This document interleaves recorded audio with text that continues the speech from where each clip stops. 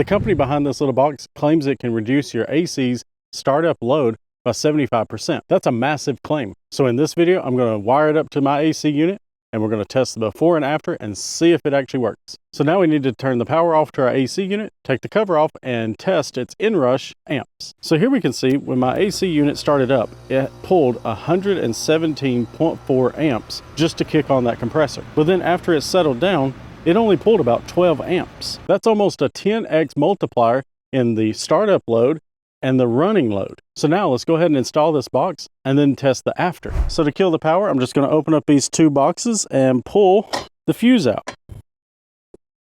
So if we look in this compartment, we can see our contactor in the top right corner, but we can't find the capacitor. It's in the compartment beside it. So I'm going to have to open that compartment up as well. The capacitor is a round device. It kind of looks like a soda can. So on my particular unit, my capacitor is in this back left corner. That's going to be fun. So before we touch anything inside this unit, as far as like connecting up the soft start, we want to make sure that the capacitor is completely discharged. So it's incredibly hard to get a camera in there to show you. But what I did was I took my screwdriver and jumped from common to Herm and common to fan on the capacitor to discharge it. In my case, I just mounted the unit inside. I just stuck the two-sided tape that came with it to the soft start and then stuck it to the inside of my air handler. And then I put the self-tapping screws that were included in the kit right in. Now I did check the other side to make sure I wasn't going to hit anything, and I was good to go on that. So I just drove those right in and now it's secured inside. Nothing to worry about. Since my contactor and capacitor are in two separate compartments, I had to strip off the sleeve so that I could extend the orange wire into the other compartment. That way I could hook it to the capacitor. When I got it over there, I went ahead and connected it to the blue terminal on the capacitor. That is the Herm side. And then on the contactor side, I removed the yellow wire which goes to the compressor and connected it to the brown wire of the soft start. Now Micro-Air does ship these with Wago terminals and then spades where they think you'll need them. But in my case, I had to add my own connector to the white wire and then install it where the yellow wire was on the contactor. And then for the black wire, you just plug it in on the opposite side of the contactor.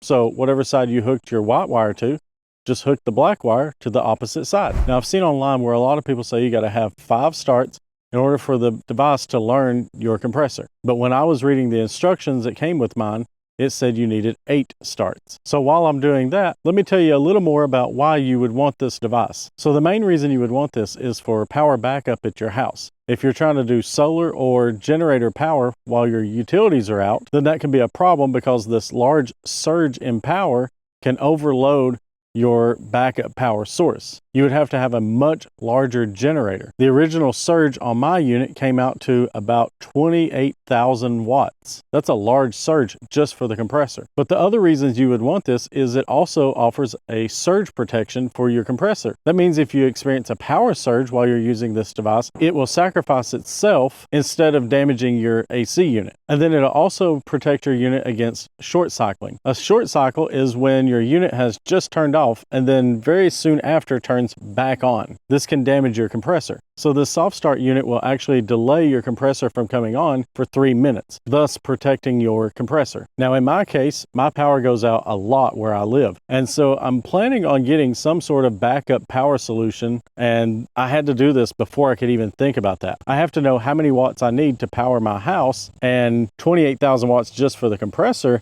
is just a no-go. If you're looking to have any kind of power backup solution for your house, you have to have one of these, with one exception. If you have one of the newer inverter type AC units, then they are designed to just ramp up slowly and not have this big surge. So just for the heck of it, I decided to go ahead and test all 8 of the learning starts just to see exactly what the inrush was for each of those. And I'll just throw those up on the screen here. But on the 9th start after the learning phase, my compressor used 26.1 amps. So that comes out to about 78% savings. How wild is it that I got better results than advertised? When does that ever happen? I was able to go from 117 inrush amps to 26 inrush amps. And that takes me from 28,000 watts to 6,300 watts. Now we're looking at any mid-size or higher generator could run this unit no problem. I went ahead and hooked my voltage meter to my new, more modern inverter ducted mini split just to see what it would pull. And as you can see, it really just ramped up slowly over time and ended up maxing out at about 4.7 amps. So this won't be a problem at all. Now, of course, it's a much different unit. The unit I installed the soft start on is